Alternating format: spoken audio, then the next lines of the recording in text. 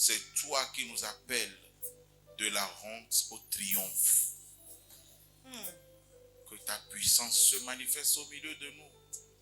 Que quelqu'un qui est dans la honte triomphe maintenant. Que quelqu'un à qui on a dit c'est fini pour toi, que cette personne ressuscite maintenant. Que l'oublié, celui qui a été oublié longtemps, Seigneur, repositionne-le parmi les princes. Tout ceci pour ta gloire et pour notre salut. Amen. Amen. Amen. Amen. Nous pouvons reprendre nos places. Amen.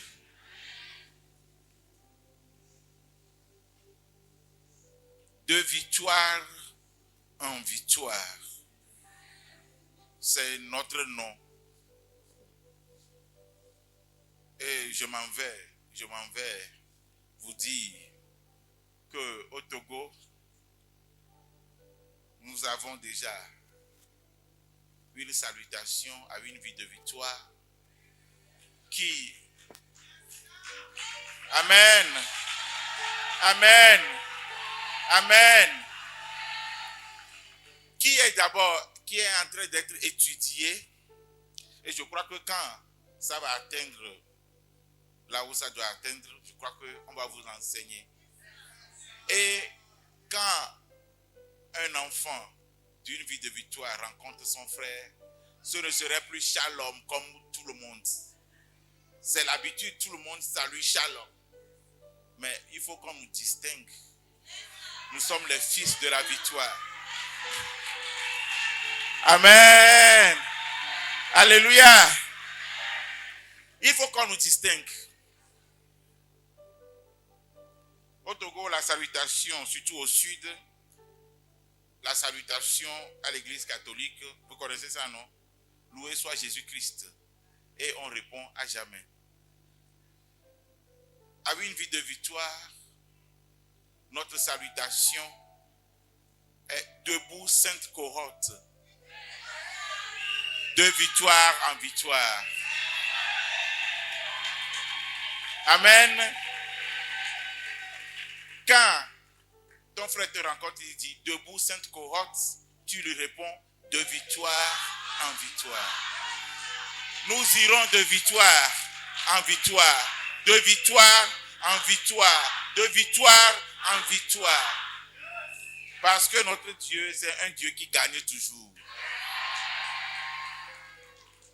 C'est un Dieu qui n'a pas peur de la taille de Goliath. C'est un Dieu qui n'a pas peur de la taille du nombre. Certains sur leurs chars, d'autres sur leurs chevaux. Nous nous comptons sur l'Éternel des armées, car il ne trahit jamais. Amen. Et donc, quand ce serait peaufiné, quand le Saint-Esprit va donner son aval, je crois que nous allons pouvoir adopter unanimement cette salutation. Mais du moins au Togo, nous avons déjà commencé à se saluer comme cela.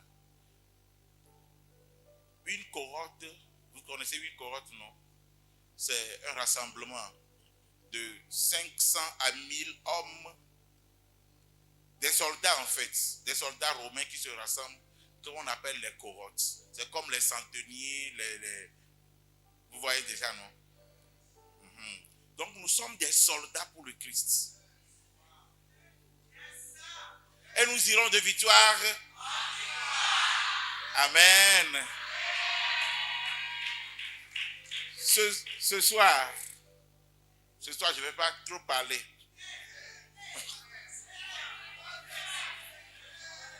Vous criez, ça veut dire que je parle trop, non? Mais des fois, quand je dis que je ne vais pas trop parler à le Saint-Esprit, je ne sais pas ce qu'il fait.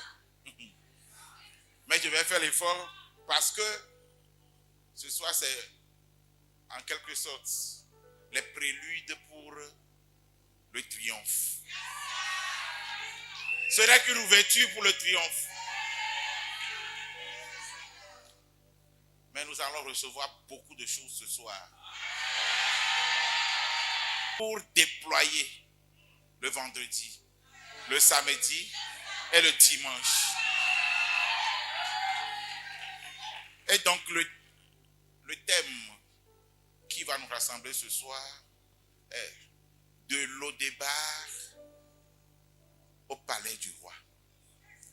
De Lodébar au palais du roi.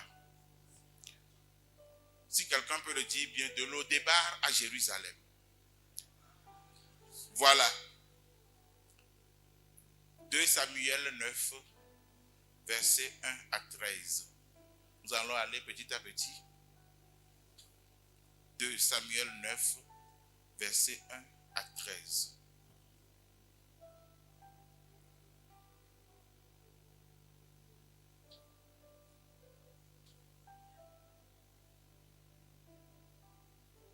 Je proclame la parole de Dieu. 2 Samuel 9, verset 1. David dit, reste-t-il encore quelqu'un de la maison de Saül pour que je lui fasse du bien à cause de Jonathan? Il y avait un serviteur de la maison de Saul, nommé Siba, que l'on fit venir auprès de David, le roi lui dit, es-tu Siba? Et il répondit, ton serviteur. Le roi dit, n'y a-t-il plus personne de la maison de Saul pour que j'use envers lui de la bonté de Dieu? Et Siba répondit au roi, il y a encore un fils de Jonathan, perclus des pieds. Amen. Amen. Est-ce qu'il n'y a personne qui reste de la maison de Saül pour que je puisse lui faire grâce? Vous connaissez bien l'histoire de David, l'histoire du roi Saül et de son fils Jonathan. Saül était le roi d'Israël en fait. Et il a régné plus de 7 ans sur Israël. Mais à cause de lui-même, sa cupidité, le Seigneur l'a rejeté.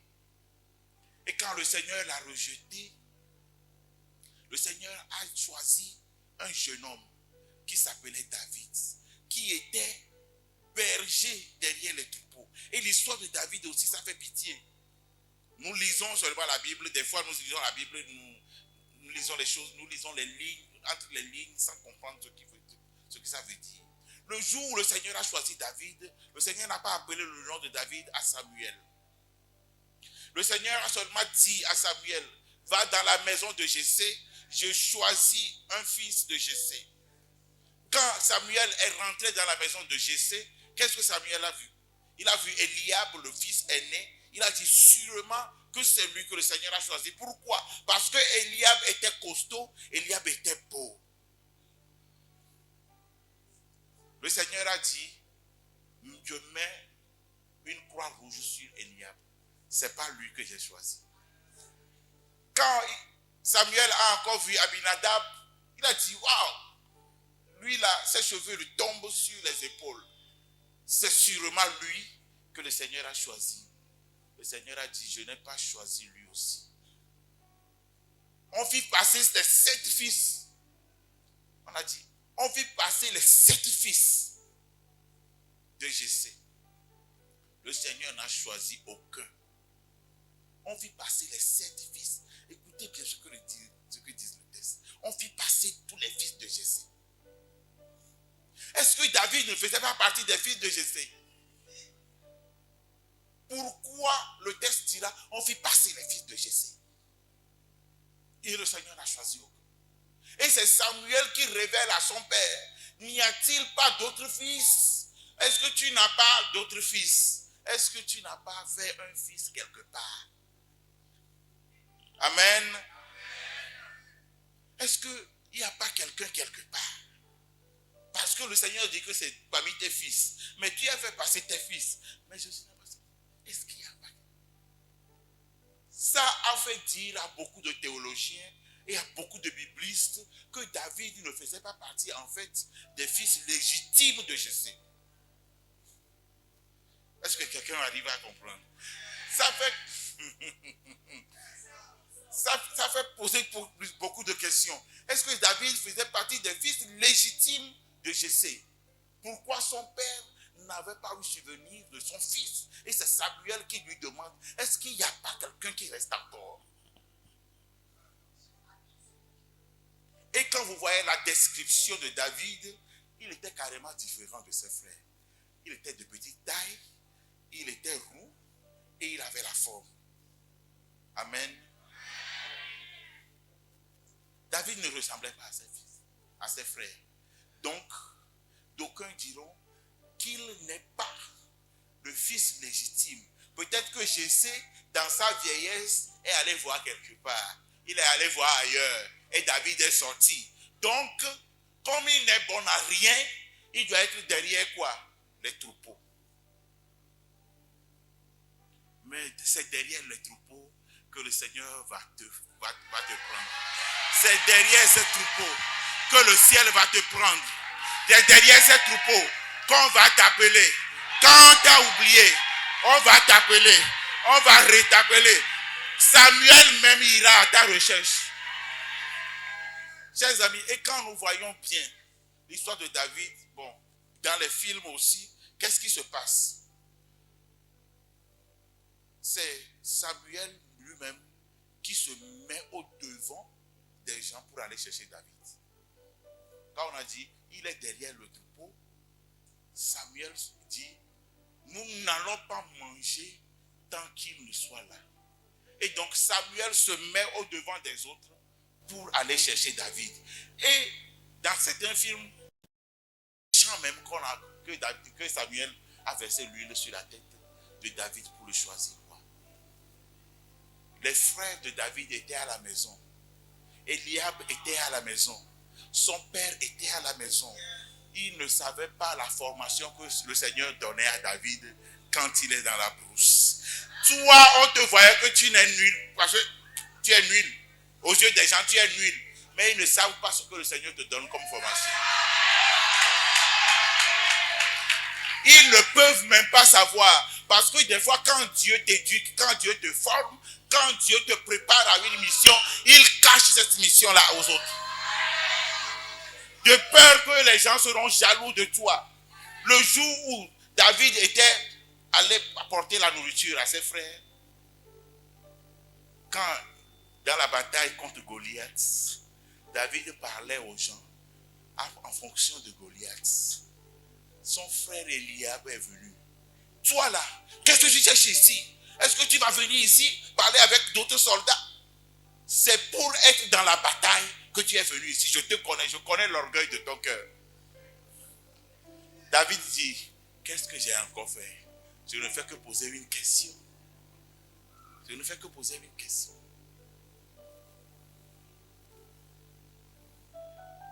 Moi, je vous appelle à ne pas vous précipiter. Quand votre temps arrive, ni même le soleil ne peut vous cacher. Oui, Dieu est Dieu. Dieu est Dieu, il attend son temps. C'est François Mitterrand qui dit, donnons le temps au temps. Donnons le temps au temps de faire son temps. Donc, David a droit aujourd'hui de se poser la question, est-ce qu'il reste encore quelqu'un de la maison de Saül qui est là? Pourquoi David doit poser cette question-là? Parce que il y a quelque chose entre David et la maison de Saül. Il y a quelque chose entre David et le sang de Saül. Tenez-vous prêts. Saül a poursuivi David des jours et des jours. Il a même pris plus de 3000 soldats pour se mettre à la poursuite de David un jour. Plus de 3000 soldats. Quand ils sont arrivés dans la vallée de En-Gedi, où Saül a voulu se mettre à l'aise, c'est là où David est parti couper le pan de son vêtement. Mais on a dit que le cœur lui battit d'avoir coupé le pan du vêtement. Mon frère, qu'est-ce que toi tu fais? Quand tu rencontres ton ennemi, est-ce que tu veux le tuer en même temps? David dit que le Seigneur me préserve de porter la main sur loin du Seigneur. Loin du Seigneur. Celui qui a été choisi par le Seigneur. Je ne serai pas le juge, mais c'est Dieu. Il y a un slogan qui dit, qui est le juge? Le juge, c'est Dieu. Qui est notre adversaire? Il n'existe pas. Pourquoi n'existe-t-il pas? Parce que c'est une voix discordante qui conteste la vérité. En fait, l'ennemi n'existe pas. Si tu ne lui prêtes pas le chemin, si tu ne lui prêtes pas le chemin, si tu ne lui donnes pas la voie, il n'existe pas. La seule personne qui existe, c'est Dieu. Et donc, amen. Amen. Et donc, chers amis, tu peux barrer la route au mal qui arrive. Le mal n'est qu'un accident qui vient s'interposer au bien que Dieu est en train de faire. Qui est le juge? Le juge, c'est Dieu. Qui est mon adversaire? Il n'existe pas. Pourquoi n'existe-t-il pas? Parce que c'est une voix discordante qui conteste la vérité. Amen. Et donc, qu'est-ce que David, notre roi, a fait? On lui dit qu'il y a Méphibosheth qui se trouve dans la maison d'un certain quoi? Mika à Lodébar. À Lodébar. Le texte ajoute, il est perclus des deux pieds.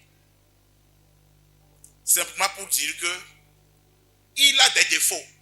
Il ne peut pas se présenter devant le roi. Dans l'Ancien Testament, on ne va pas au sacrifice avec des animaux qui ne sont pas corrects.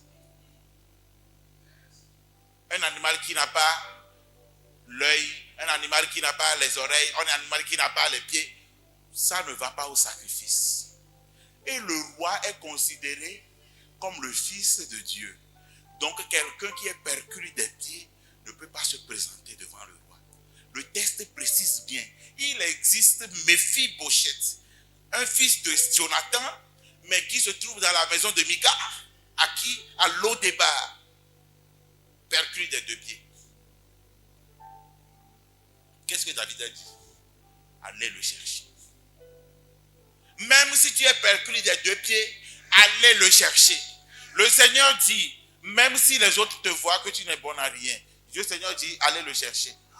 Quand c'est Dieu qui dit, allez le chercher, qui va dire non? Quand c'est Dieu qui dit, allez me rechercher, qui va dire non? Et c'est le roi qui dit, allez me rechercher. C'est comme ça Dieu va te dire, allez me rechercher. De là où tu es, le Seigneur va t'appeler, allez me rechercher. La grâce de Dieu, ce n'est pas toi qui fais appel à la grâce de Dieu, mais c'est la grâce de Dieu qui te localise et te choisit. Ce n'est pas toi. Tes prières ne vont rien faire. Tu peux prier du matin jusqu'au soir. Si Dieu veut, il te donne. S'il ne veut pas, il ne te donne pas.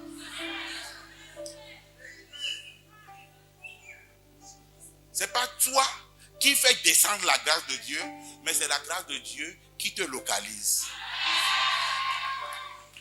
Méphibosheth était destiné à devenir roi. En fait, dans les normes, Méphibosheth était destiné à devenir roi.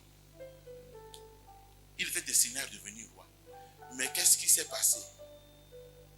Dieu a rejeté sa vie. Et Jonathan savait que Dieu avait rejeté son père. Amen. Jonathan savait que Dieu avait rejeté son père. Voilà pourquoi il s'est lié d'alliance, d'amitié avec David. Jonathan avait déjà vu que David deviendrait roi. Normalement, Jonathan devait combattre David. Je vous assure. Si toi, en tant que prince, tu vois ton trône menacé,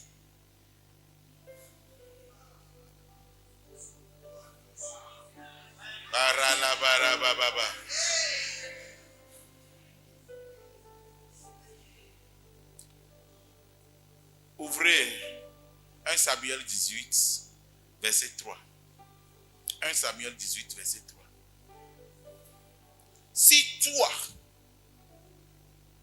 tu vois ton trône menacé, par qui? Un proche de la famille, un instrumentiste. Parce que quand Saül était devenu fou, c'était la musique de David qui apaisait son esprit. Et par 2 fois de suite, Saül a voulu clouer David contre le mur parce que l'esprit mauvais le dérangeait. La musique de David était cette musique-là qui apaisait l'esprit de Saül. David n'était pas appelé au trône. Personne ne savait même pas que David a été oint. Seulement sa famille et Samuel. Mais Samuel est déjà mort. Allez-y. 1 Samuel chapitre 18, verset 3. Jonathan fit alliance avec David parce qu'il l'aimait comme son âme. Jonathan fit alliance avec David parce qu'il l'aimait comme son âme. Waouh! Aimer comme son âme. Ça veut dire que entre Jonathan et David, l'eau ne peut plus passer.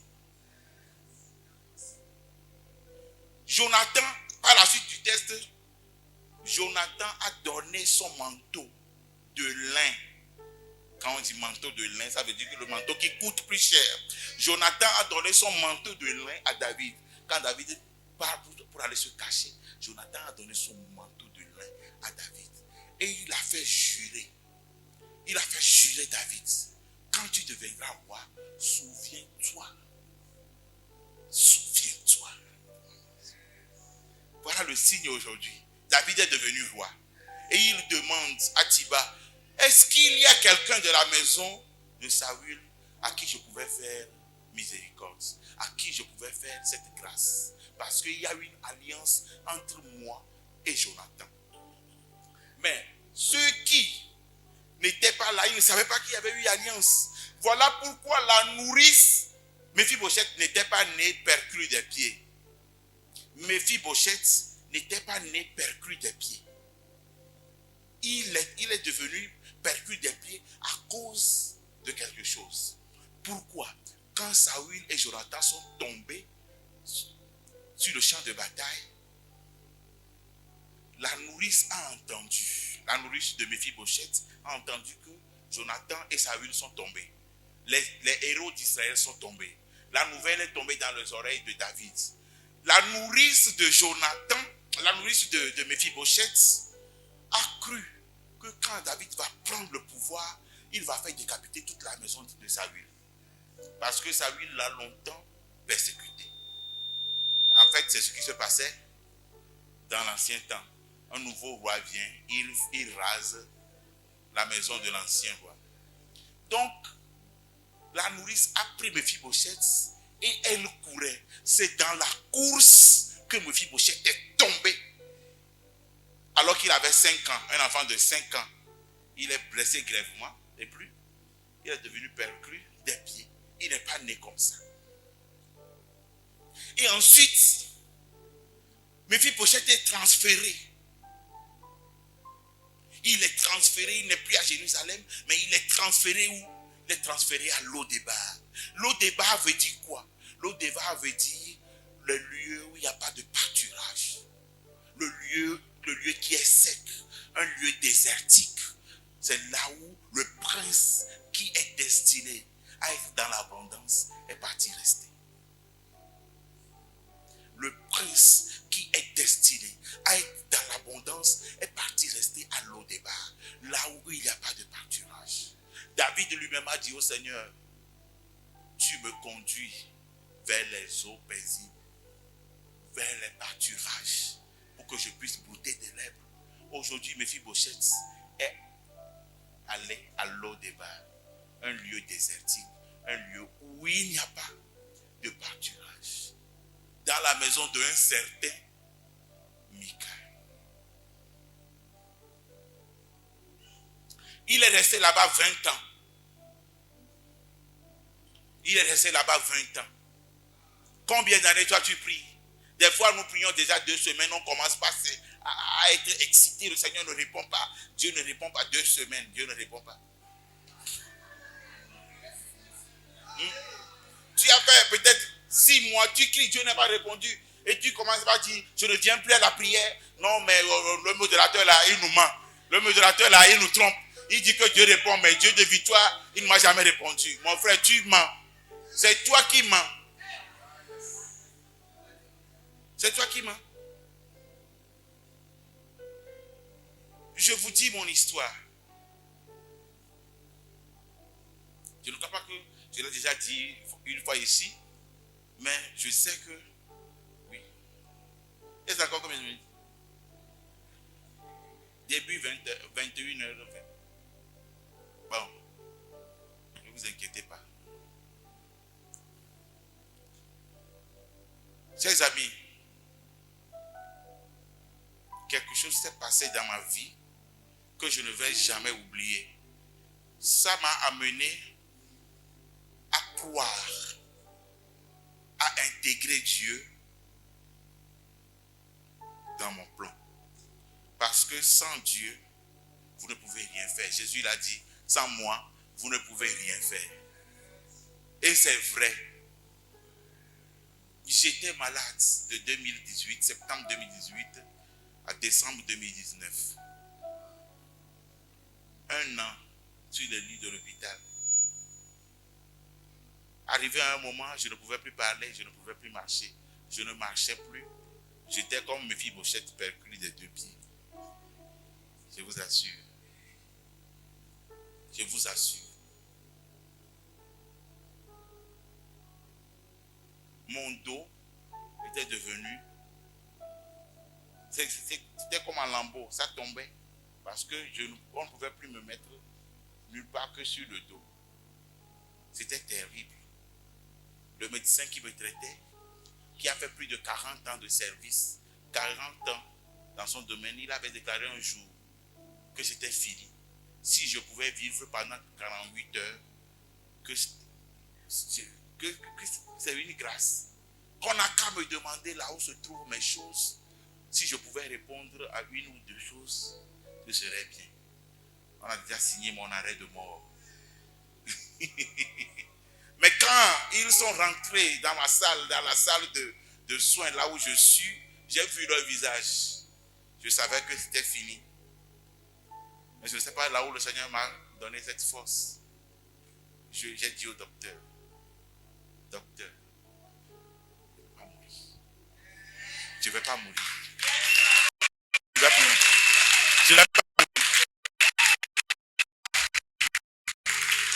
Et ça a déclenché, en fait, ça a déclenché quelque chose. Ça a donné un coup dur au cœur de Dieu. En fait. Ça a donné un coup dur au cœur de Dieu. Et je vous assure, j'ai dit la chose un mercredi soir. Un mercredi soir. Ça, je ne savais pas que je l'ai dit. Hein. C'est après qu'on m'a raconté que j'ai dit ça. Je ne savais pas que j'ai dit ça. Parce que je ne parlais plus. Je peux te voir, mais je ne peux pas appeler ton nom. Parce que j'avais la mémoire effacée. Oui. Je peux te voir, mais je ne peux pas. J'avais la mémoire effacée. C'est après qu'on m'a dit que j'ai dit ça. Mais je vous dis que de mercredi à mardi, le Seigneur a fait ce qu'on appelle miracle.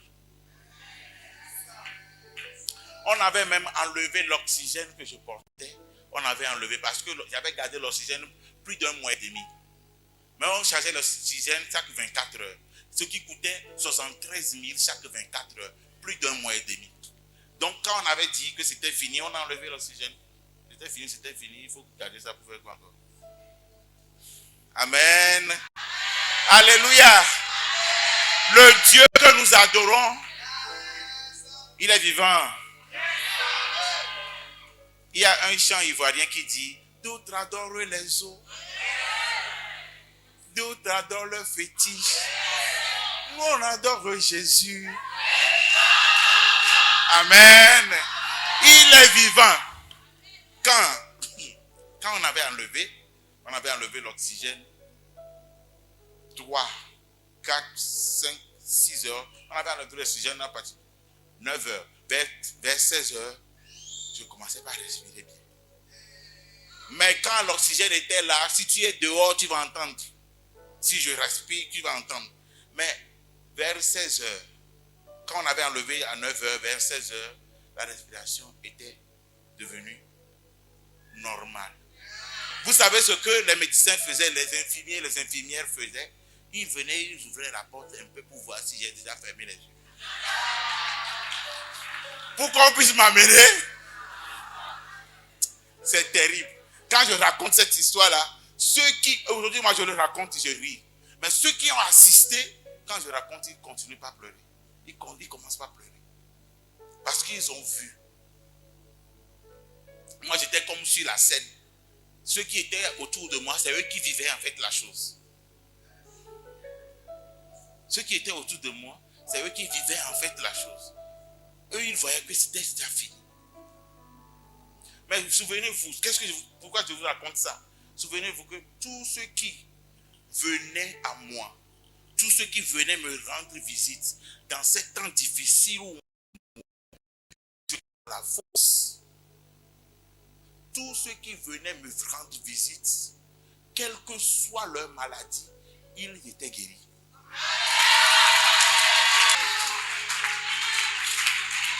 Tous ceux qui, je vous dis bien, tous ceux qui venaient me rendre visite sur le lit de l'hôpital, quand eux, ils repartent, ils sentent qu'ils sont guéris. Ils sentent que le mot qu'ils ont traîné pour arriver n'existe plus. Mais en ce moment-là, toi, tu descendais encore. Un jour, quand la maladie était là, et que je n'ai pas encore été transporté à l'hôpital, mais c'était très dur. Une femme avait amené son enfant qui était mort. Elle se rendait à l'hôpital. Arrivée près de la clôture de l'église, l'enfant ferme les yeux. L'enfant était mort, un enfant de 9 à 10 ans. Et elle dit au taximan qui rentre dans l'église, rentre dans l'église. Le Seigneur a voulu me faire quelque chose. Et puis, qu'est-ce qui s'est passé? Elle est rentrée dans l'église. Elle a commencé par crier, sauvez-moi, sauvez-moi, venez à mon aide. Le curé d'alors, le père Vivien me fait la tête. Va voir cette femme. J'étais malade. Mais quand j'ai pris l'enfant, le Seigneur me dit, mets ton étole sur l'enfant. L'étole, c'est l'habit que nous portons. Mets ton étole sur l'enfant. À peine j'ai mis mon étole sur l'enfant, celui qui était mort est revenu à la vie. Amen. Celui qui était mort est revenu à la vie. Et ça m'a donné confirmation de cette histoire comment on appelle, d'Élisée. Élisée était dans le tombeau. Mais quand on avait amené le mort, on a jeté ce mort-là sur le corps d'Élisée. Le mort est ressuscité. Je suis en train de mourir, mais le Seigneur passe par moi pour ressusciter. Je suis en train de finir, mais le Seigneur dit que ce n'est pas encore fini. Dieu dit que ce n'est pas encore fini. Et souvenez-vous, depuis 2019 jusqu'à aujourd'hui, ça fait combien d'années? Ça fait 5 ans. Et je respire encore. Je respire encore. Je respire encore. Tant bien même que le match était fini.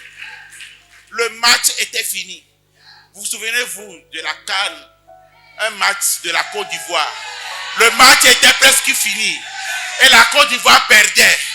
Mais quand on avait donné la passe à Adingra et Adingra avait mis le but. Qu'est-ce qui s'est passé? Qu'est-ce qui s'est passé? Qu'est-ce qui s'est passé? Je dis à quelqu'un ce soir. Je dis à quelqu'un ce soir. Et je répète à quelqu'un ce soir. Même si le match est fini, n'abandonne pas. Parce que l'arbitre n'a pas encore sifflé la fin. Dieu n'a pas encore dit son dernier mot. Dieu n'a pas encore dit son dernier mot. Oui. Même si on te dit que le match est fini, attends d'abord que Dieu siffle la fin. Si c'est que le jour là, je me suis tué. Quand ils ont dit que j'allais mourir, je me suis tué. J'allais mourir. J'allais mourir. Mais le fait que j'ai dit, je ne vais pas mourir, alors que les gens ont dit que je vais mourir, le Seigneur a dit, il faut que je montre ma puissance. Il faut que je montre la force de mon bras. À ceux qui doutaient, à ceux qui ont déjà signé. Moi, je n'ai pas signé. C'est moi qui donne la vie. Je n'ai pas encore signé. Vous avez signé déjà. Voilà. Voilà la question de Mephibosheth. Il était allé à Lo-débar, 20 ans, on l'a oublié. Mais qu'est-ce qui s'est passé? Un jour, Dieu a fait que David s'est souvenu de Mephibosheth. Et il a ramené Mephibosheth. Il a ramené Mephibosheth au palais. Qu'est-ce que, par la suite, qu'est-ce que David va dire? Qu'est-ce que David va dire? Lis-nous le texte. Même s'il reste 30 minutes, vous allez me donner encore 15 minutes. Vous savez, non? Vous et moi, entre nous là, il y a une alliance. Jonathan aimait David comme son âme. Moi, je vous aime comme mon âme aussi. Amen. 2 Samuel, verset 9. Le roi... 2 Samuel 9, verset 1 à 13. Maintenant, tu avais lu jusqu'au verset 4. Au verset 5. Le roi David l'envoya chercher dans la maison de Maki, fils d'Amiel, Lo-débar. Et Mephibosheth, fils de Jonathan, fils de Saül, vint auprès de David, tomba sur sa face et se prosterna. David dit, Mephibosheth, et il répondit, voici ton serviteur. David lui dit, ne crains point, car je veux te faire du bien à cause de Jonathan, ton père. Je te rendrai toutes les terres de Saül, ton père, et tu mangeras toujours. Tu mangeras toujours à ma table. À ma table. Tu mangeras désormais à la table du roi. À partir d'aujourd'hui, tu vas triompher. À partir d'aujourd'hui, tu vas porter la couronne. À partir d'aujourd'hui, tu vas être comme un roi. Parce que tu es appelé tu es destiné à être roi. Tu es destiné à être roi. Ton destin, c'est être roi. Tu n'es pas destiné à être à Lo-débar. Ta place, c'est au palais. Table du roi. Tu vas manger à la table du roi. Celui qu'on a oublié doit triompher. Voilà le thème principal de notre croisade de vendredi. Porte, levez vos frontons. Que le roi de gloire fasse son entrée. Que le roi de gloire fasse son entrée. Vous voyez que c'est fort. Mais quand on m'a envoyé le thème, quand le modérateur m'a envoyé le thème, j'ai dit waouh. Hey, quelque chose va se passer. Je sens quelque chose. Waouh. J'ai ri. J'ai souri, j'ai dit ok. J'ai dit ok seulement. Portes antiques, levez vos linteaux et que le roi de gloire fasse son entrée. Qui est ce roi de gloire? C'est le Seigneur, le Dieu de l'univers. C'est fort. C'est fort. Donc, aujourd'hui, Mephibosheth qui était dans un lieu aride, qu'est-ce que les portes, qu'est-ce que les linteaux faisaient? Ils sautaient devant lui. Quand le roi a dit, amenez le Mephibosheth, qui pouvait encore arrêter Mephibosheth? Personne. Qui pouvait encore dire que Mephibosheth est perclus des pieds? Personne. Je crois que celui qui a dit qu'il était perclus des pieds, c'était Tiba. Tiba qui était domestique dans la maison de Saül. Aujourd'hui, que Méphibosheth était perdu des pieds, c'est Thiba qui gérait la fortune de Saül. C'est Thiba qui gérait toute cette fortune-là. Et donc, Thiba ne s'attendait pas à ce que Dieu fasse grâce à Méphibosheth, à ce que le roi appelle Méphibosheth. Donc, quand on avait appelé Méphibosheth, on a dit, allez chercher Méphibosheth. Il avance l'argument. Il est perdu des pieds. Il a menti. Dis à ton frère, il a menti. Thiba a menti. Méphibosheth va reprendre sa fortune. Thiba était domestique dans la maison de Saül quand la scène s'est passée. Donc, après la mort de Saül, la descendance, tout le monde était dispersé. Celui qui était l'intendant, c'est lui qui gérait les choses comme si ça lui appartenait. Les terres de Saül. Vous allez voir comment. Vas-y. Et lis-nous le reste. Vite. Il se prosterna et dit, qu'est ton serviteur pour que tu regardes un chien mort tel que moi? Tu n'es pas un chien mort. Le roi appela Thiba, serviteur de Saül.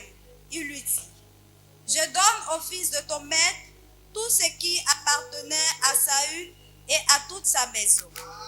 Quelqu'un entend? Vas-y encore. Il se prosterna et dit, qu'est ton serviteur pour que tu regardes un chien? Continue. Au verset 10, tu cultiveras pour lui les terres, toi, tes fils et tes serviteurs, et tu feras les récoltes, afin que le fils de ton maître ait du pain à manger. Et Méphibosheth, fils de ton maître, mangera toujours à ma table. Or Thiba avait 15 ans. 15 fils. 15 fils. Amen. Thiba croyait qu'il devait procéder à toute la fortune de Saül. Aujourd'hui, la bataille a changé de camp. La peur a changé de camp. Toi et tes fils, vous allez devenir esclaves de... Wow.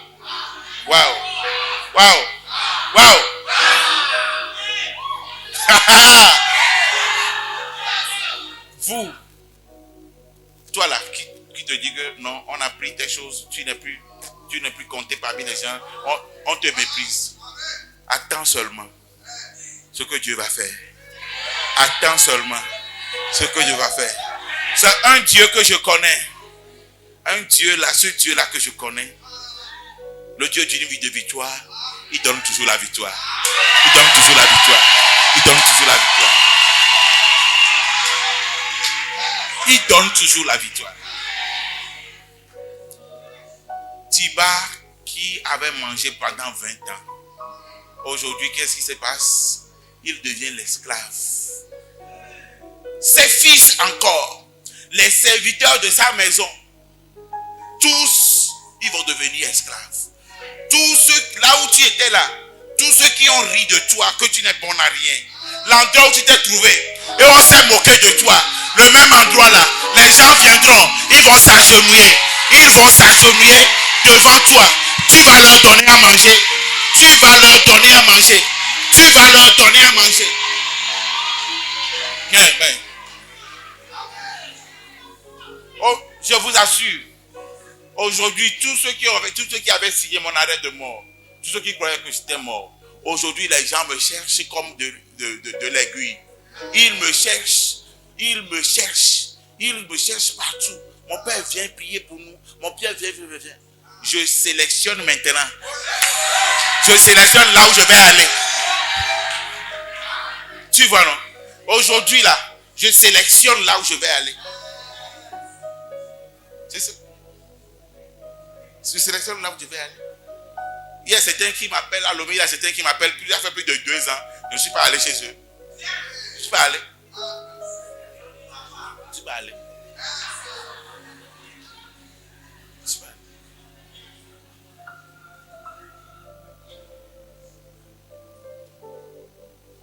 C'est quand tu n'es plus bon à rien, on va te jeter. Quand tu es utile, on va te chercher. Mais le jour où tu seras utile, par la grâce du Seigneur, sois utile vraiment. Montre que tu es utile vraiment. Parce que ce n'est pas toi, mais c'est Dieu qui te positionne. C'est le Seigneur qui te positionne. Que Tiba devienne ton esclave. Le Tiba qui a pris tes biens. Le Tiba qui a mangé tes biens. Le Tiba qui a pris ton héritage. Le Tiba là deviendra ton esclave. Le Tiba deviendra ton esclave. Regardez comment la grâce est en train de tomber. Regardez comment la puissance de Dieu est en train de tomber. Les roscoria dans le skin d'Abarouche.